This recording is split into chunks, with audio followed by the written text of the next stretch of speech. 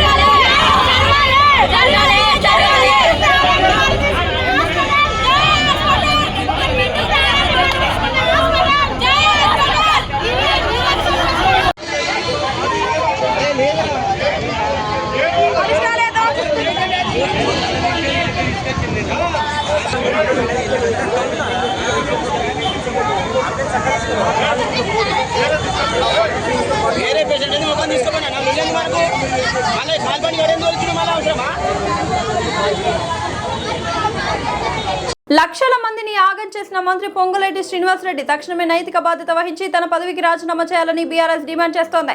దరఖాస్తులు లేకుండా ఎట్లయితే నిషేధిత జాబితాలో చేర్చారో అట్లని తొలగించాలని మాజీ మంత్రి హరీష్ రావు డిమాండ్ చేశారు. మంగళవారం నాడు మల్కాజ్గిరి జిల్లా వాజ్పేయి నగర్ హనుమాన్ టెంపుల్ గ్రౌండ్ లో జరిగిన 22A నిషేధిత భూముల బాధితుల సభలో ఆయన పాల్గొన్నారు. చేసిన తప్పు నీది, తప్పును సరిదిద్దాల్సిన బాధ్యత కూడా నీదే. ప్రజలను ఇబ్బంది పెట్టద్దు.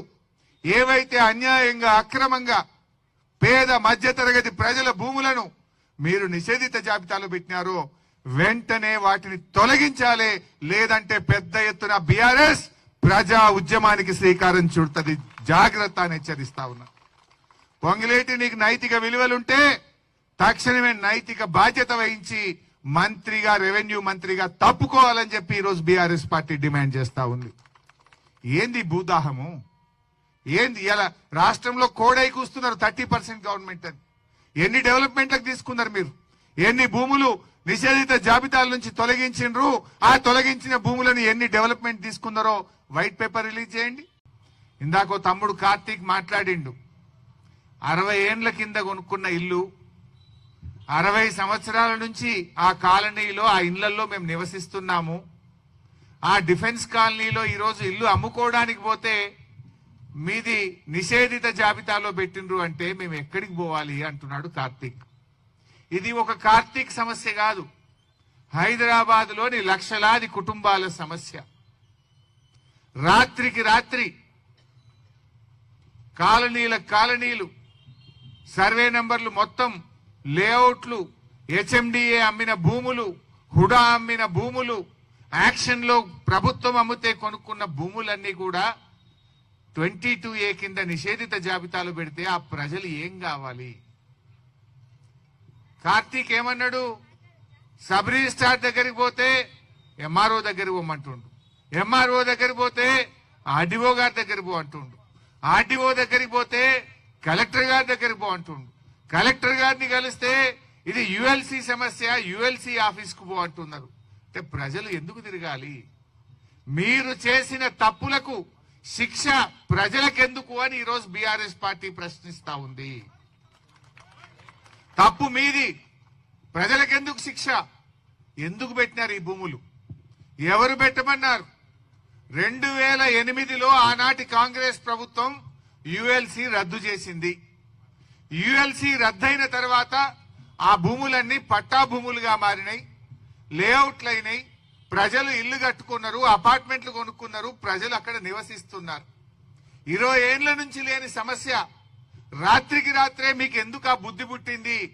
ఆ యుఎల్సిలో పరిష్కారమైన భూములన్నీ కూడా ఎందుకు నిషేధిత జాబితాలో పెట్టారు అని ఈరోజు మేము అడుగుతా ఉన్నాం. జమ్మూ శ్రీనగర్ జాతీయ రహదారిపై జరిగిన రోడ్డు ప్రమాదంలో 5గురు సిఆర్పీఎఫ్ జవాన్లు గాయపడ్డారు. ప్రమాదం జరిగిన వెంటనే సహచర సిబ్బంది స్థానికులు స్పందించి గాయపడిన జవాన్లను సమీప ఆసుపత్రికి తరలించారు. ప్రమాదానికి గల పూర్తి కారణాలు తెలియాల్సి ఉంది. ఈ ఘటనపై సంబంధిత అధికారులు కేసు నమోదు చేసి దర్యాప్తు జరుపుతున్నారు.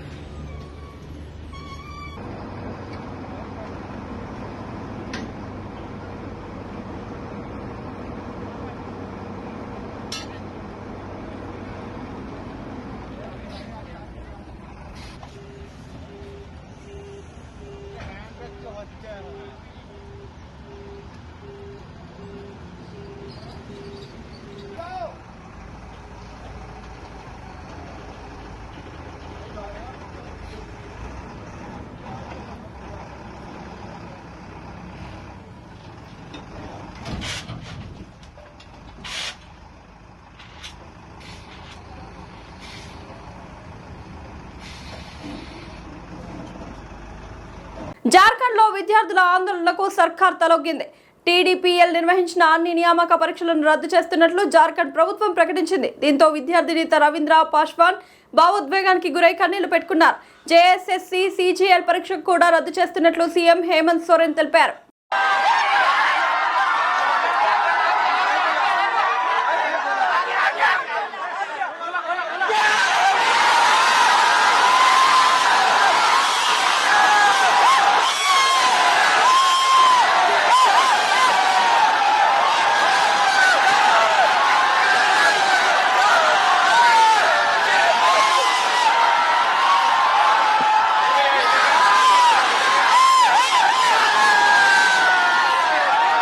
ఫిర్యాదిగూడలో పోచారం ఫిర్యాదిగూడ మేడిపల్లి డివిజన్ కాంగ్రెస్ అధ్యక్షులు కర్ర రాజేష్, తుంగతుర్తి రవి, బండి శ్రీరాములు గౌడ్ మీడియా సమావేశంలో మాట్లాడారు. బీఆర్ఎస్ లో చేరిన తర్వాత ఆర్ఎస్ ప్రవీణ్ కుమార్ బహుజన వాదాన్ని వీడి దొరవాదం వైపు వెళ్లారని కాంగ్రెస్ నాయకులు విమర్శించారు. కాంగ్రెస్ నేతలపై ప్రవీణ్ కుమార్ చేసిన ఆరోపణలు నిరాధారమని, రాజకీయ విమర్శలు చేస్తే సమాధానం ఇస్తామని, వ్యక్తిగత ఆరోపణలు చేస్తే ఊరుకోబోమని స్పష్టం చేశారు. ఎక్కడ కబ్జా పెట్టినాను మీరు తీసుకురండి, రవిని కూడా పార్టీ సస్పెండ్ చేస్తాం, వాళ్ళ మీద చర్య తీసుకుంటాం. మాకు పార్టీ ముఖ్యం. పార్టీ మరోసారి అధికారంలోకి రావాలంటే ప్రజలకు దగ్గరగా పనిచేయాలి. మేము దాన్ని దృష్టిలో పెట్టుకుని ఈరోజు హైడ్రా వచ్చింది. మీ నాయకుడు బండి శ్రీరాములు వచ్చి ఎక్కడ కబ్జా చేసిండు, మీరు ఏం మాట్లాడుతున్నారు? సాక్ష్యం ఉంటే ఎంఆర్ఓ దగ్గర పోలే రైట్ 100% చేస్తాం.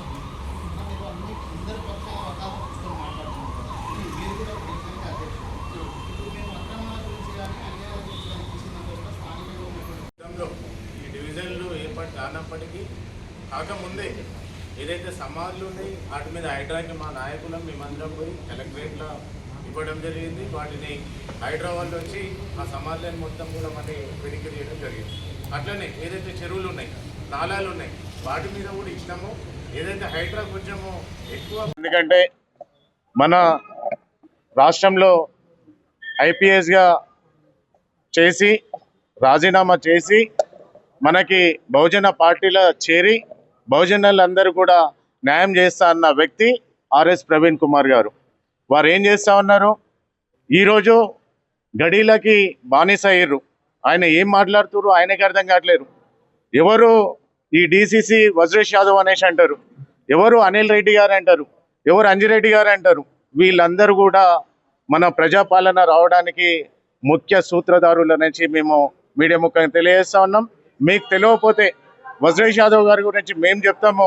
ఆయన అంచెలంచెలుగా ఎదుర్కొంటూ ఏదైతే ఉప సర్పంచ్ నుండి సర్పంచ్గా, అలాగే 3 సార్లు కంటెస్టెడ్ ఎమ్మెల్యేగా ఏ పార్టీ రూలింగ్లో ఉందో ఆ పార్టీలో నుంచి పోటీ చేయలే. ఆయన ఒక బీసీ నాయకుడు అంచెలంచెలుగా ఎదిగిండు. దాన్ని ఓర్వలేక ఏదైతే మల్లారెడ్డి పక్క నుండి మాట్లాడిపిస్తా ఉన్నాడు.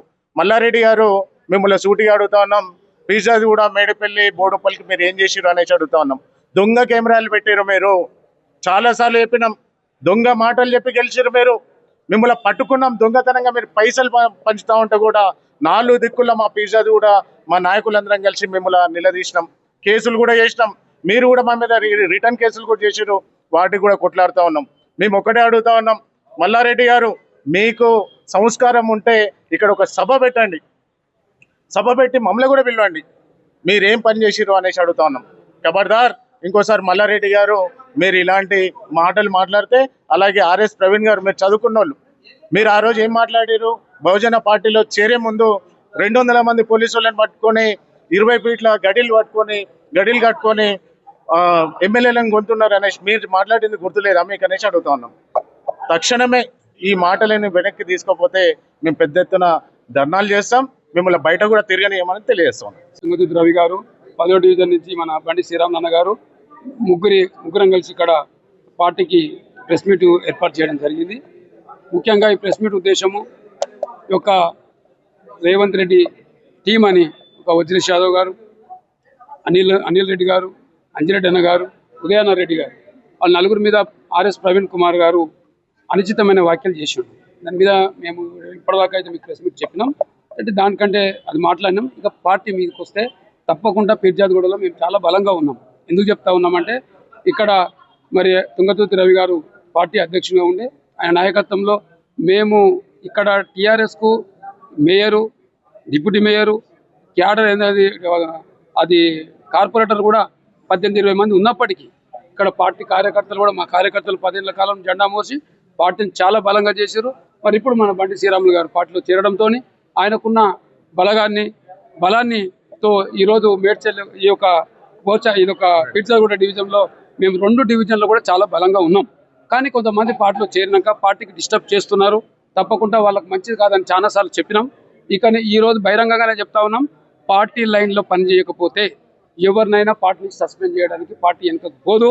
మాకు పార్టీ ముఖ్యం. ఎందుకంటే రేపు పొద్దుగాల జిహెచ్ఎంసీ ఎన్నికలు వస్తున్నాయి, రేపు పొద్దుగాల మళ్ళీ గవర్నమెంట్ రావాలని ఈ యొక్క తెలంగాణ ప్రజలు కోరుకుంటున్నారు. కాబట్టి తప్పకుండా ఇవన్నీ రావాలంటే గ్రామ స్థాయి నుంచి పార్టీ ప్రతిష్టపడాలి. పార్టీకి ఎవరైనా డ్యామేజ్ చేసేది ఉంటే వారిని ఎట్టి పరిస్థితుల్లో ఉపేక్షించేది లేదు.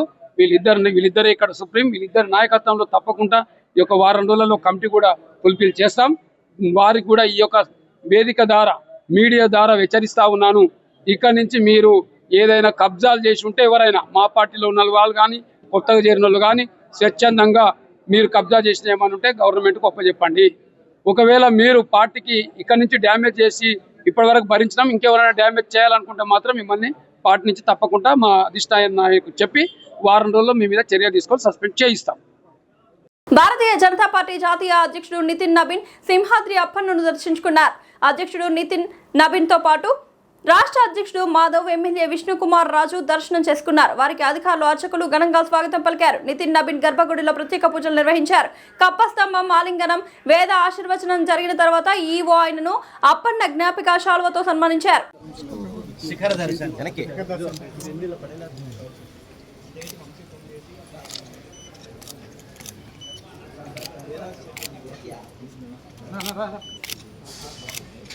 Thank you sir.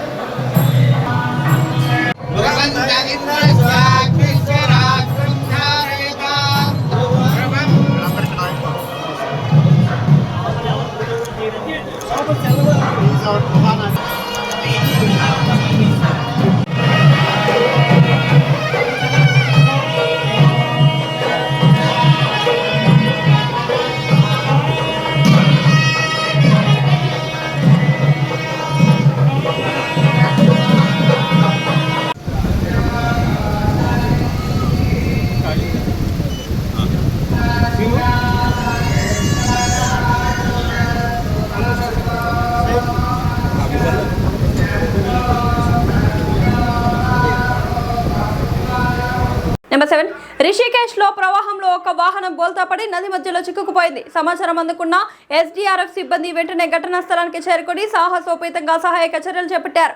నది నీటిలో ప్రాణాపాయ స్థితిలో ఉన్న ఆ వాహన డ్రైవర్ను ఎన్డీఆర్ఎఫ్ బృందం సురక్షితంగా రక్షించి ఒడ్డుకు చేర్చింది. వారి సమయస్ఫూర్తిపై స్థానికులు ప్రశంసలు కురిపిస్తున్నారు.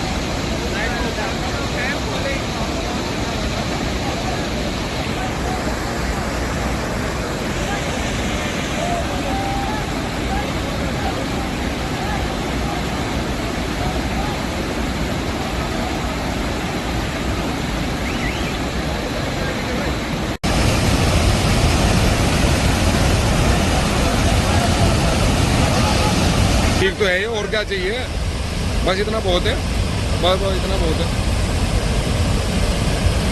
जिला जो बिंदाल कह रहा मेरा नाम ले दे यार, 101 पे लक्ष्मण जोड़ा का एकदम मिल जाएगा ना।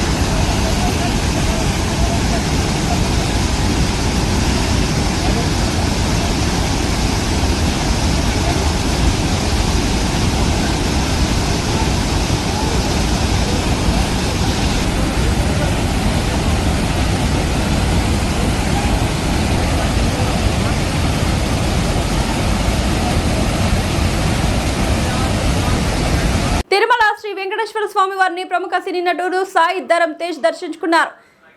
ఆలయానికి చేరుకున్న ఆయనకు అర్చకులు అధికారులు ఘన స్వాగతం పలికారు. స్వామివారి దర్శనం అనంతరం రంగనాయకుల మండపంలో వేద పండితుల ఆశీర్వచనం అందించగా ఆలయ అధికారులు శ్రీవారి ప్రసాదాలను అందజేశారు.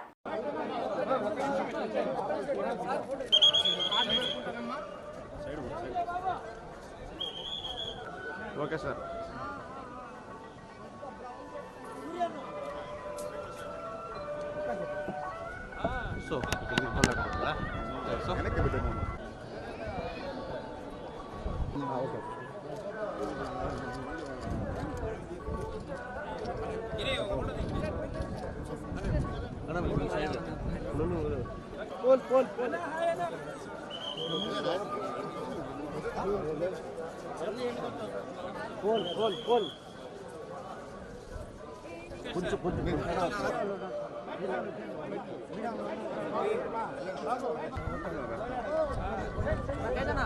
కుదరకోండి సార్.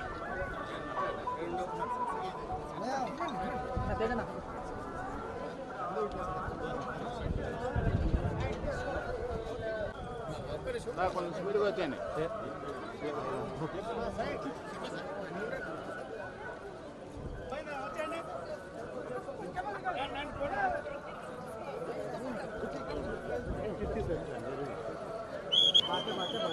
సైదాబాద్ రెడ్డి బస్తీలో శ్రీ నాగులమ్మ దేవాలయంలో నాగుల చవితి వేడుకలను భక్తి శ్రద్ధలతో ఘనంగా నిర్వహించారు. ఈ వేడుకల్లో నాగదేవత ఆశీస్సులతో ప్రతి కుటుంబంలో సుఖ సంతోషాలు, ఆయురారోగ్యాలు, శాంతి, ఐశ్వర్యం వెల్లివిరియాలని ఆకాంక్షించారు.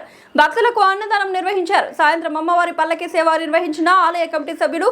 కార్యక్రమంలో ముఖ్య అతిథిగా బీజేపీ మాజీ కార్పొరేటర్ కొత్తకాపు అరుణ రవీందర్ రెడ్డి, బస్తీవాసులు పెద్ద సంఖ్యలో పాల్గొని నాగులమ్మకు ప్రత్యేక పూజలు నిర్వహించారు. భక్తులకు ఎలాంటి అసౌకర్యాలు కలగకుండా ఆలయ కమిటీ సభ్యులు అన్ని ఏర్పాట్లు చేశారు.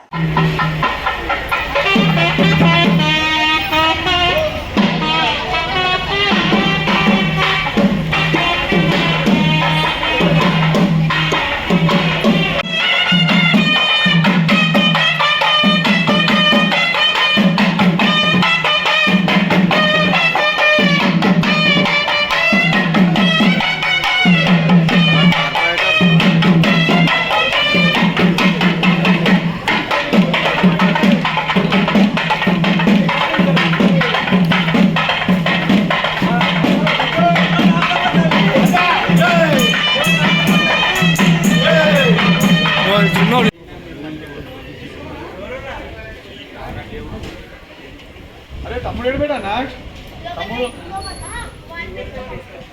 బయటికి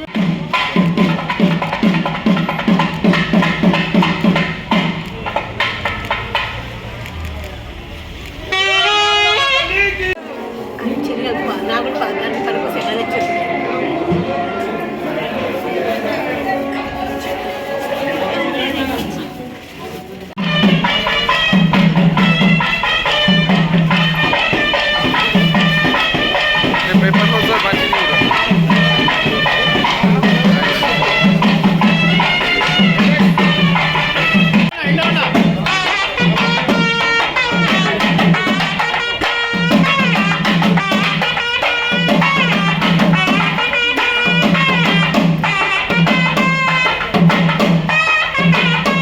విద్యార్థులు యువత మత్తు పదార్థాలకు దూరంగా ఉంటే మన దేశం ప్రపంచంలో ముందు వరుసలో ఉంటుందని ఉమారాణి బ్రహ్మకుమారిస్ అన్నారు.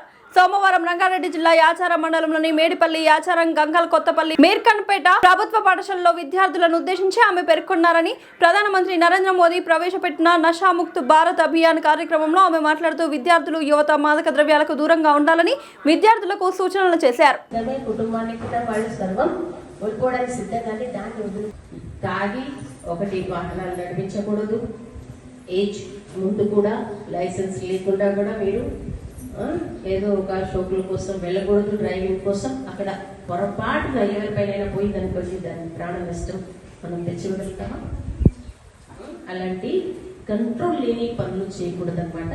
సో కాబట్టి ఈ సందర్భంగా ముఖ్యంగా అందరం మనం గుర్తుంచుకోవాల్సింది ఏంటంటే మరి ఎలాంటి ఇప్పుడు ముఖ్యంగా మనకి ఈ డిజిటల్ గ్యాడ్జెట్స్ వచ్చిన తర్వాత ఇప్పుడు వ్యసనాలంటే ఈ స్మోకింగ్లు, సిగరెట్లు, డ్రింకింగ్లు వీటికంటే ఎక్కువగా అమ్మాయితో సహా అందరికీ వచ్చింది ఏంటంటే అడిక్షన్స్. మొబైల్ ఉన్నాయండి అందరికీ, ఎవరెవరికి ఇవన్నీ బెస్ట్ అయిపోతాయి, ఇంకా పని చేయమన్నమాట.